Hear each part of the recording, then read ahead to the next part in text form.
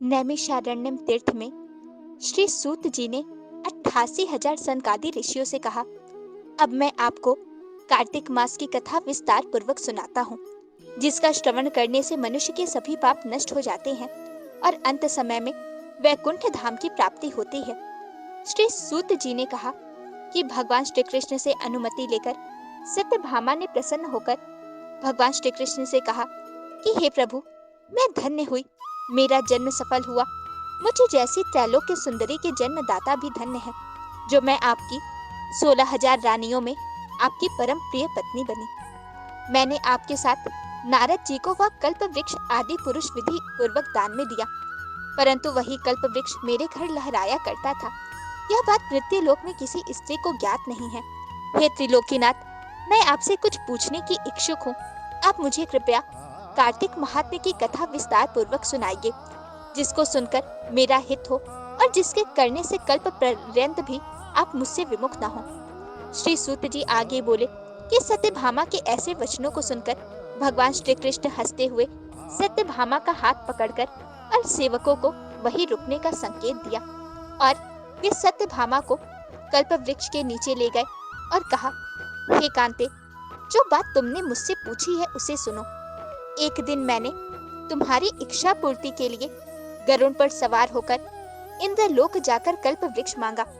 इंद्र द्वारा मना कर दिए जाने पर इंद्र एवं गरुड़ में घोर संग्राम हुआ और गौलोक में भी गरुड़ जी और गौओं से युद्ध हुआ। गरुड़ की चोट से उनके कान एवं पूंछ कटकर गिरने लगे, जिससे 3 वस्तुएं उत्पन्न हुई। कान से तंबाकू, पूंछ से गोभी और रक्त से मेहंदी बनी। इन तीनों का प्रयोग करने वाले को मोक्ष नहीं मिलता। तब गौ ने भी क्रोधित होकर गरुड़ पर आक्रमण किया, जिससे उनके 3 पंख टूटकर गिर गए। पहले पंख से नीलकंठ, दूसरे से मोर और तीसरे से चकवा चकवी उत्पन्न हुए। इन तीनों के दर्शन कर लेने मात्र से ही शुभ फल की प्राप्ति हो जाती है। यह सुनकर सत्यभामा ने कहा कि हे प्रभु, कृपया मुझे मेरे पूर्व जन्मों के विषय के बारे में बताइए कि मैंने पूर्व जन्म में कौन कौन से दान, व्रत व जप नहीं किए हैं। मेरा स्वभाव कैसा था, मेरे जन्मदाता कौन थे और मुझे मृत्यु लोक में जन्म क्यों लेना पड़ा।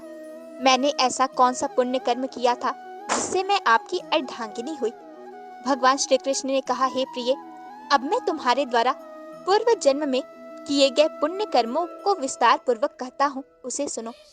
पूर्व समय में सतयुग के अंत में मायापुरी में अत्रि गोत्र में वेद वेदांत का ज्ञाता देव शर्मा नामक एक ब्राह्मण निवास करता था। वह ब्राह्मण प्रतिदिन अतिथियों की सेवा किया करता था, यज्ञ दान और तप किया करता था और सूर्य भगवान की पूजा किया करता था। अतः वह भगवान सूर्य के समान ही ओजस्वी एवं तेजस्वी था। वृद्धावस्था में उसे गुणवती नामक कन्या की प्राप्ति हुई। उस पुत्रहीन ब्राह्मण ने अपनी कन्या का विवाह अपने ही चंद्र नामक शिष्य के साथ कर दिया। वह चंद्र को अपने पुत्र के समान मानता था और चंद्र भी उसे अपने पिता की भांति सम्मान देता था। एक दिन वे दोनों कुश व समिधा लेने के लिए जंगल में गए। जब वे हिमालय की तलहटी में भ्रमण कर रहे थे, तब उन्हें एक राक्षस आता हुआ दिखाई दिया। उस राक्षस को देखकर भय के कारण उनके अंग शिथिल हो गए और वे वहां से भागने में असमर्थ हो गए।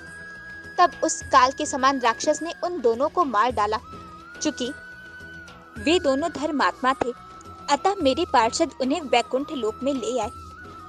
जैसे उन दोनों द्वारा जीवन पर्यंत सूर्य भगवान की पूजा किए जाने से मैं उन पर अति प्रसन्न हुआ। अतः हे प्रिय, गणेश जी, शिव जी, सूर्य व देवी, इन सब की पूजा करने वाले मनुष्य को स्वर्ग की प्राप्ति होती है। मैं एक होता हुआ भी काल और कर्मों के भेद से 5 प्रकार का होता हूँ। जैसे एक देवदत्त, पिता, भ्राता आदि नामों से पुकारा जाता है। जब वे दोनों विमान पर आरूढ़ होकर सूर्य के समान तेजस्वी, रूपवान, चंदन की माला धारण किए हुए मेरे भवन में आए, तो वे दिव्य भोगों को भोगने लगे। ओम शांति ही शांति ही शांति ही।